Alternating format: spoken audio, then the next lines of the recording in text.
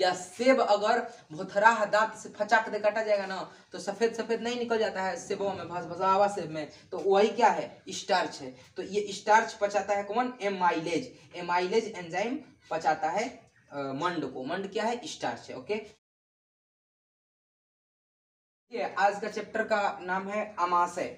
तो अमाशय क्या होता है और इसका कार्य क्या है, इसमें एंजाइम कौन कौन पाए जाते हैं, ये पाचन कैसे करता है, सब इसके बारे में इस वीडियो में बताया जाएगा। देखिए अमाशय जो होता है वो ग्रास नली और छोटी आंत के बीच में होता है। ग्रास नली क्या होती है, ग्रास नली जो कि हम लोग भोजन को निगलते हैं तो ये ग्रास नली है, और ग्रास नली और छोटी आंत के बीच में होता है। तो छोटी आंत जो होती है और ग्रास नली, एक बड़ी आंत होती है एक छोटी आंत होती है, तो ग्रास नली और छोटी आंत के बीच में अमाशय होता है। क्वेश्चन पूछेगा कि अमाशय कहाँ पर स्थित होता है, तो छोटी आंत और ग्रास नली के बीच में होता है, ठीक ना।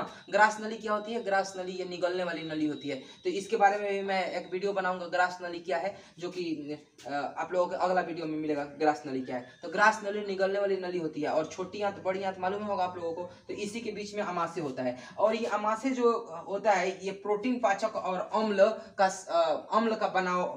अम्ल बनाता है, प्रोटीन और पाचन और अम्ल का तैयारी करता है। तो ये अम्ल कौन सा बनाता है, तो HCl बनाता है, यानी हाइड्रोक्लोरिक अम्ल। तो इसी के कारण खाना पच पाते हैं। अगर अमाशय बीमार हो जाएगा तो प्रोटीन पाचक नहीं बना पाएगा और अम्ल भी नहीं बन पाएगा। जब प्रोटीन पाचक नहीं बनेगा तो कुछ खाना नहीं पच सकते हैं। तो हम लोगों का जो भोजन का पाचन होता है वो HCl के कारण होता है, हाइड्रोक्लोरिक अम्ल के कारण। तो प्रश्न पूछा भी था कि अमाशय में कौन सा अम्ल पाया जाता है, तो अमाशय में HCl अम्ल पाया जाता है, यानी हाइड्रोक्लोरिक अम्ल। ये एक जहरीला अम्ल है जो कि हम लोग जबान पर चख लें तो HCl अगर चख लिया जाएगा जबान पर, यानी जीभ पर अगर रख दिया जाएगा HCl तो आदमी मर जाएगा। और ईश्वर का ये करिश्मा है कि पेट के अंदर यानी अमाशय में HCl दे के रखा है, अगर जीभ पर रखेंगे तो मर जाएंगे, और हम लोगों को बॉडी के अंदर HCl बन रहा। तो अमाशय में HCl अम्ल पाया जाता है, इसी के कारण क्या होते हैं, खाना पचते हैं।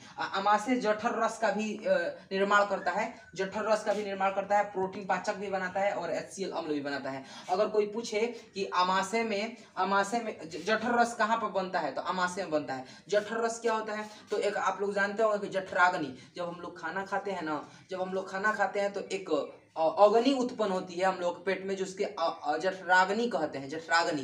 तो जब जठराग्नि ये उत्पन्न होती है तो खाना को भस्म कर करके पचा देती है। खाना खाने के बाद तुरंत पानी पिएंगे तो अमाशय में जब खाना चल जाएगा तो जठराग्नि उत्पन्न होगी, यानी जठर अग्नि। तो हम लोग पानी पी लेंगे तो अग्नि बुझा जाएगा, बस हम लोगों का खाना पच ही नहीं पाएगा, इसीलिए सेहत के लिए हानिकारक है। तो ये जठर रस कहाँ पे, अमाशय में बनता है। ओके, उसके बाद अमाशय जो है ये खाना को पचा करके लेई की तरह कर देता है, पेस्ट बना देता है, जैसे मेहदिया है।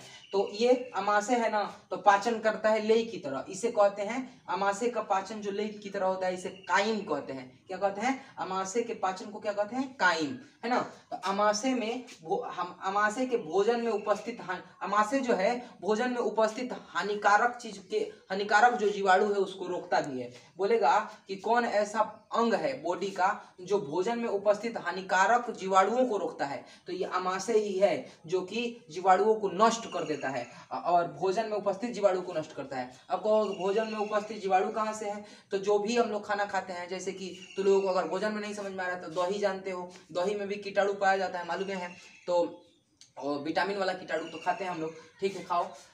तो ये भोजन में उपस्थित हानिकारक जीवाणुओं को नष्ट करता है, कौन, अमाशय। तो भोजन में भी जीवाणु होते हैं उसी को ये नष्ट कर देता है। तो प्रश्न ये भी पूछता है कि भोजन में उपस्थित जीवाणुओं को नष्ट कौन करता है, तो अमाशय करता है। और ये 1.5 किलो से लेकर के 2 किलो तक का होता है, यानी कि 1.5 से ऊपर और 2 से नीचे ये इसका वजन है। अमाशय का वजन कितना है, 1.5 से ऊपर और 2 से नीचे, यानी कि ये इसका 1.5 किलो से ऊपर और 2 किलो से नीचे, इसका याद रखना है, 1.5 किलो। ओके, ये जो होता है अमाशय ये उदर के दाहिने तरफ होता है। अमाशय कहाँ पे स्थित होता है, उदर के दाहिने तरफ। और पूछेगा अगर कि ये स्थित कहाँ पे होता है, तो स्थित कहाँ पे होता है, तो ग्रास नली और छोटी आंत के बीच में। और ये क्या बनाता है, तो प्रोटीन और HCl बनाता है। और HCl अगर नहीं रहेगा तो भोजन पचेगा नहीं, HCl एक खतरनाक अम्ल है। और अमाशय जब खाना पचा देता है उसे क्या कहते हैं, काइम कहते हैं। और भोजन में उपस्थित जो ये हानिकारक जीवाणु होते हैं उसे नष्ट कौन करता है, यही करता है। ओके ना। अब एक बात समझो, और 4 गो इसमें पाए जाते हैं, 4 गो इसमें एंजाइम पाए जाते हैं, जो कि पहला एंजाइम का नाम है, इधर देखो पेप्सिन। पेप्सिन जो है ना, इसमें पेप्सिन एंजाइम जो बनाता है उसका, वो पेप्सिन एंजाइम प्रोटीन को पचा देता है। आमाशय में हम लोग का जब प्रोटीन, ये खाना खाते हैं हम लोग तो प्रोटीन चल जाता है। तो जैसे कि कोई भी चीज हम लोग खा रहे हैं, दाल खा रहे हैं, तो दाल में प्रोटीन पाया जाता है। सबसे ज्यादा किस चीज में प्रोटीन पाया जाता है? सोयाबीन में।